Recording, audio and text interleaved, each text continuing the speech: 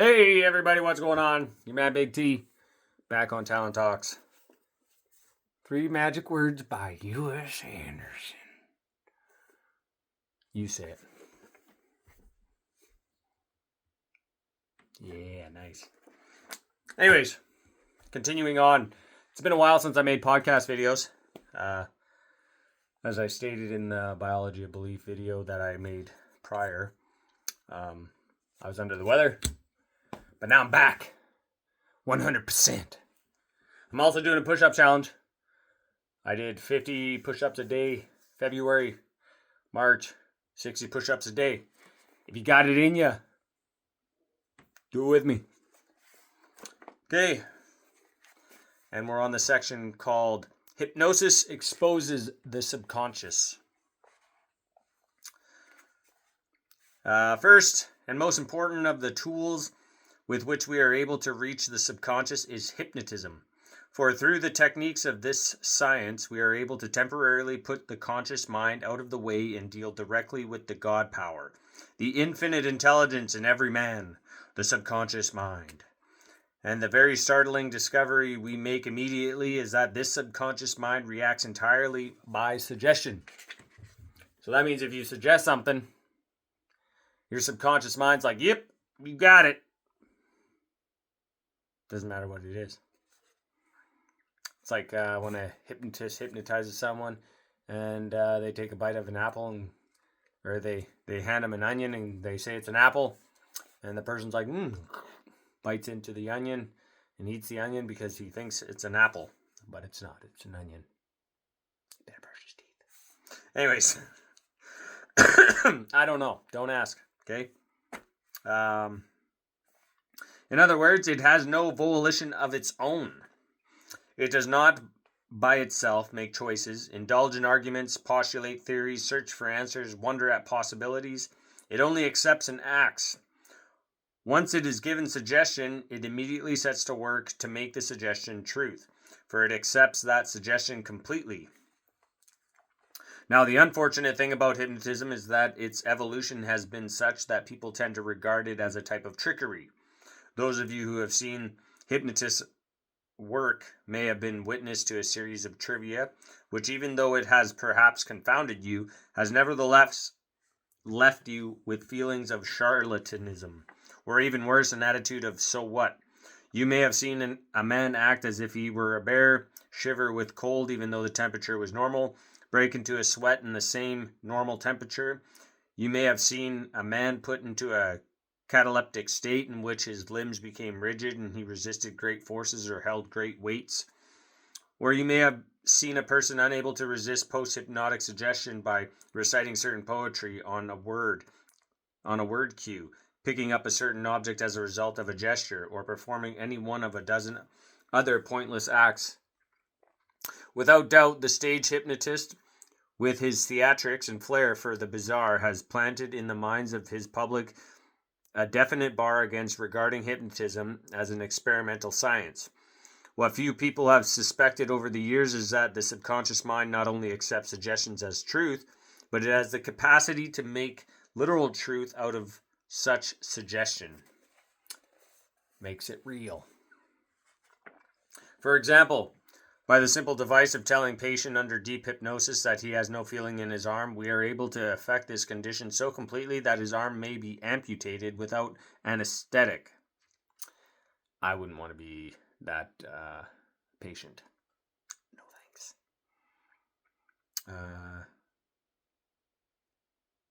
Without anesthetic, and he will undergo no pain whatsoever. Moreover, such a patient can be told that when he is awake, all he will have to do to displace all feeling in any part of his body is simply say, the feeling is going away. The day is not too far distant when each person will carry his own anesthetic with him in the form of this simple phrase. Consider how much suffering will be saved during accidents, disasters, and wars when an injured person can immediately allay his pain by simply saying the feeling is going away. With isolated individuals, such a situation has already become a reality in clinical tests. Whoa. The cure and prevention of disease may reach undreamed of perfection under the proper use of hypnosis. Cures as startling as those performed by Jesus himself are now being effected by those few who have perfected hypnotism's techniques.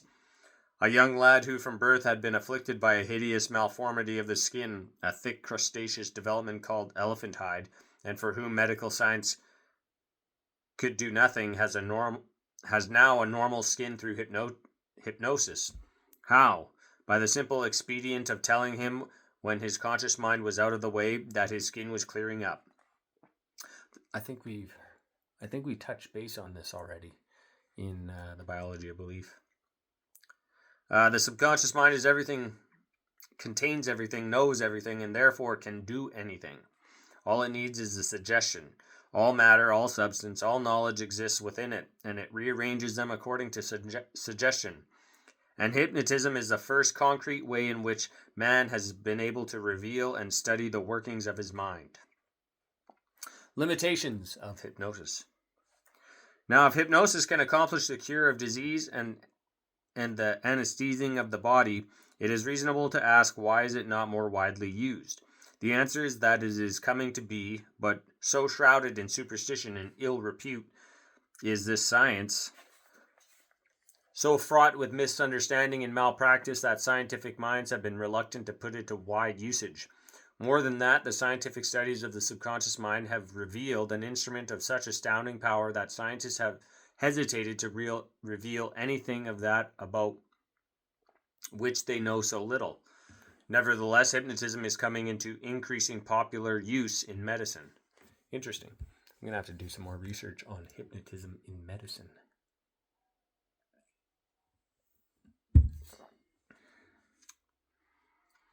Now, where does the power of this subconscious mind cease? If you tell a sick man's subconscious that he is well, and he becomes well, if you tell an injured man's subconscious that he feels no pain, and he feels none, does this perhaps mean that you can tell an unsuccessful man that he is successful, and he will become successful? It most certainly does. Given the proper suggestion, the subconscious mind will manifest success from failure, health from disease, prosperity from poverty, friendship and love from loneliness and isolation. For nothing is impossible to the subconscious mind, and it operates entirely by suggestion. From the foregoing, it would appear at first glance that the only thing the world needs to cure its ills is to have one wise and kindly hypnotist put everyone into a trance and then inform them that they are healthy, prosperous, successful, and loved, and presto, the millennium is here. Ridiculous as this may sound, if such a sufficiently enlightened and trustworthy person could be found and some method of effecting the hypnosis could be developed, the millennium indeed would be dawning. But the techniques of hypnotism are a far cry from this development today. Thus far, it has been fairly conclusively proven that with the present techniques of hypnosis, only about 1 out of 5 people can be hypnotized. More than that, a hypnotic suggestion, once planted in the subconscious, will eventually dissipate itself if it is not renewed, so that a hypnotized person who is told that he is recovering from a disease will show a definite improvement for a few weeks. But if the hypnosis is not repeated and the suggestion replanted, he will soon relapse to his former state. Interesting. So that's probably why it's not being used as much as we think. Why? Simply because his mind contains a conditioned response. The prompter which is making him sick, a new conditioned response prompting him to be well, has been planted, but this new seed must be watered and tended in order for it to grow. The old seed, the prompter, is a flourishing weed, and its conditioned response, you are sick, must be overcome and disintegrated. But regardless of insufficient techniques, hypnotism has revealed beyond all doubt that there is in man a mind with an infinite creative power that this mind responds entirely to suggestion. Techniques of hypnosis.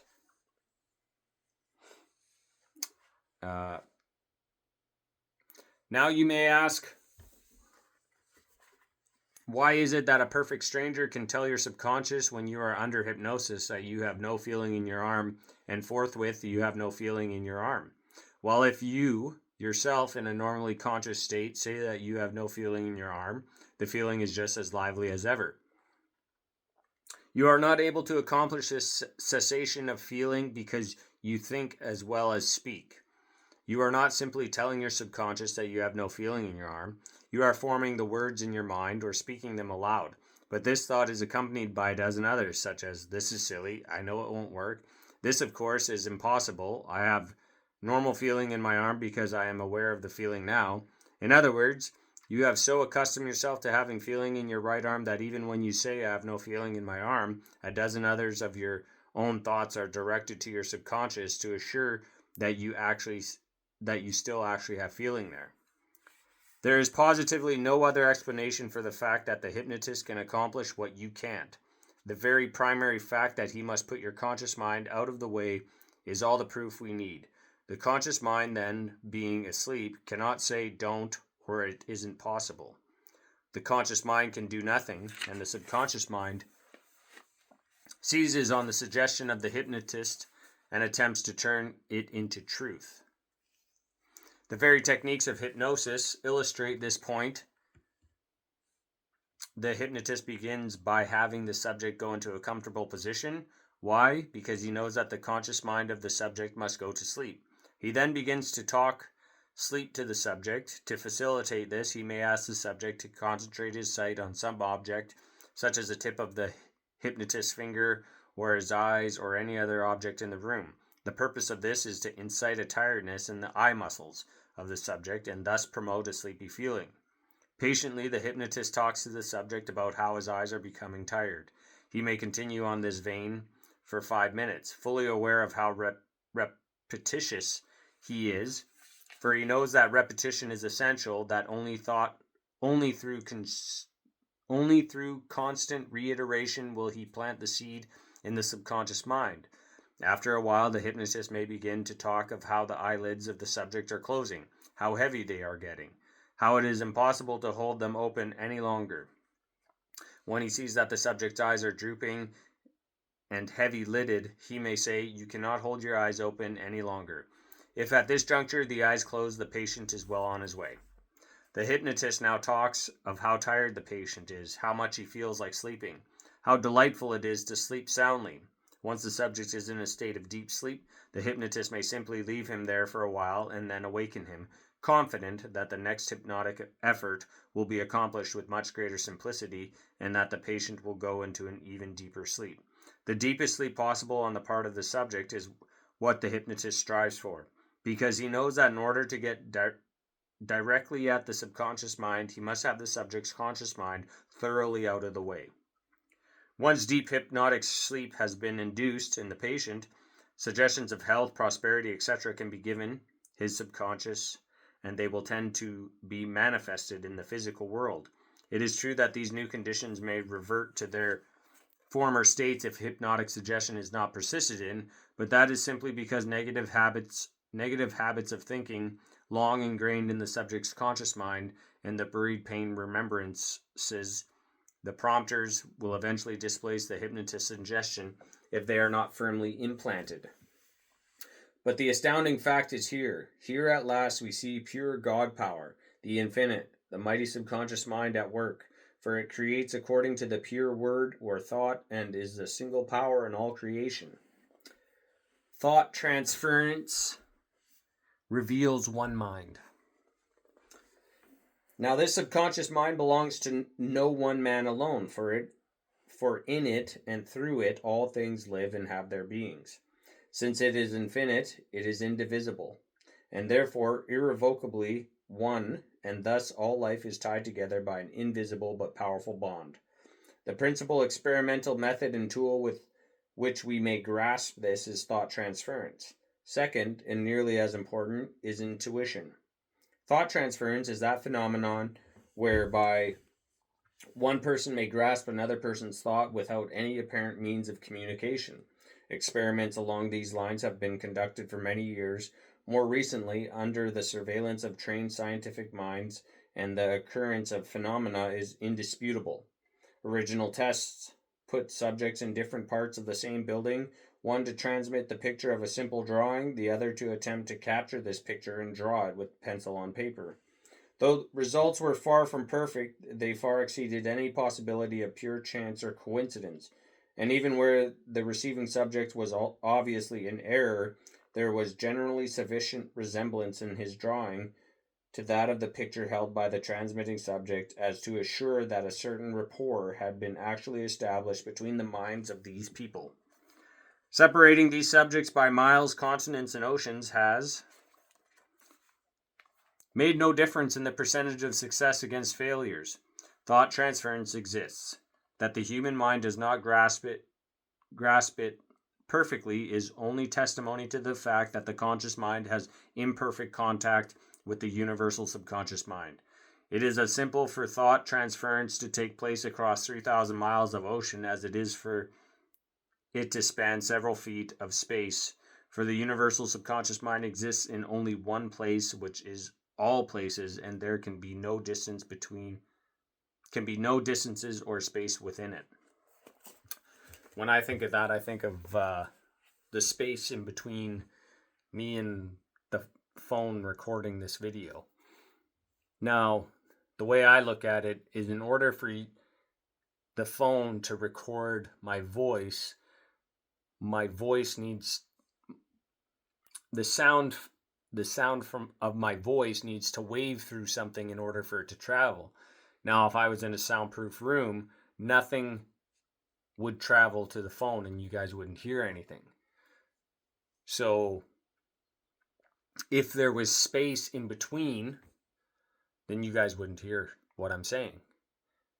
But because there's something there, in order for you guys to hear what I'm saying, how you talk, act, think, behave, and whatever else, this is what I just think. That's how manifestation works.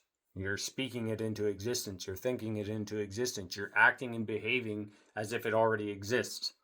Yes, it does take some time, depending on what it is. But at the same time, if you think about it, does it make sense? To me, it makes sense. Because in order for anything to be transferred anywhere, it has to wave through something. And there's all sorts of waves going around that we just can't see them. So those are my thoughts. Excuse me. Okay.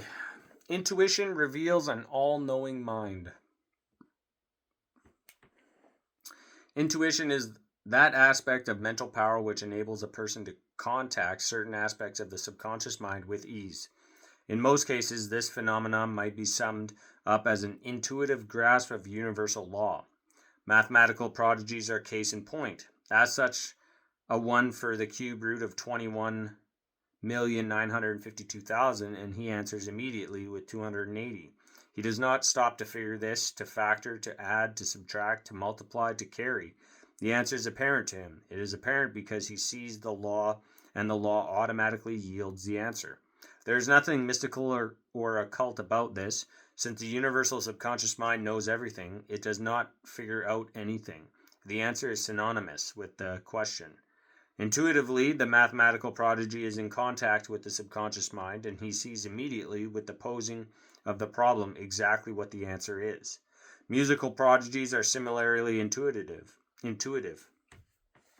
Music follows the same universal law as mathematics, a fact that may be difficult to assimilate for some of you mathematicians who can't sing a note, and some of you musicians to whom a problem in short division poses its own brand of terror.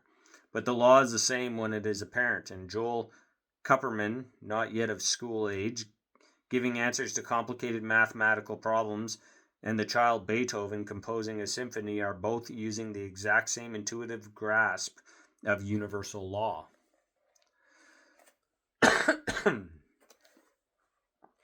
Adela Rogers, St. John, whose superb stories are read by millions, has a surefire method for creating her outstanding fiction. My whole effort is to get myself out of the way and let something take over, she says. When something takes over, the story gets written in jig time, and is far superior to anything I alone could do. Naturally, I'd rather have something do it, Happily, something usually does. Miss St. John is well aware of the limitless power for creation that flows through each of us. Every great artist and engineer, physicist, chemist, and astronomer, all who seek after creation and answers, must perforce have some contact with the universal subconscious mind. This contact comes when they get themselves out of the way and let the only mind in all creation provide them with the answers. The characteristics of this great mind become apparent under deep hypnosis.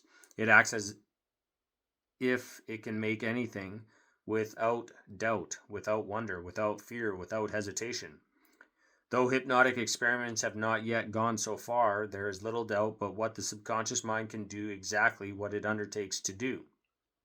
For it knows everything, and everything exists within it, and its only movement is to change the arrangement or apparency of its own substance. The success of thought transference is increased many times under hypnosis. The intuitive grasp of universal law is increased many times under hypnosis. The hypnotized person can, with vastly increased effectiveness, read the thoughts of other minds and answer problems where he has no known understanding. What?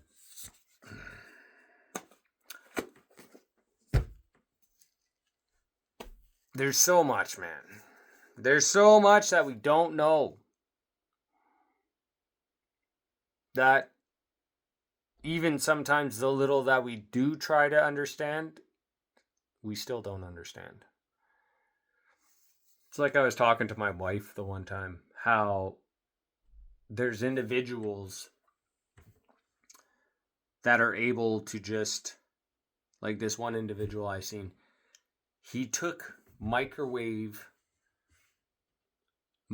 motors and by process of heat created fuel through plastic. Where does that come from? Like, are these people just born with this type of thought, with these type of thinking abilities, with these type of intuitive, like, you know what I mean? Excuse me. It's so wild to me that, like he was saying, there's mathematicians out there that can just see problems and boom, boom, boom, boom, boom. They know the answers. Same with musical people. They hear a song and go, oh, I can play that song, no problem. They listen to it once. It's so fascinating. And there's so many of us on the planet that I feel like sometimes the troubles and issues and our own problems that we run into through our life occupy our mind, which takes away from the very gift that we're given because we're not allowing it to come through because we're occupied with other things. Excuse me. I think meditation is one of the ways that allows us for that to come through, because through meditation we slow ourselves, we slow our thinking to a point where maybe we're not thinking, and we allow ourselves to just let life happen through us. And sometimes you never know what you're going to experience while you're meditating. And meditation is one of those things that it's extremely hard to explain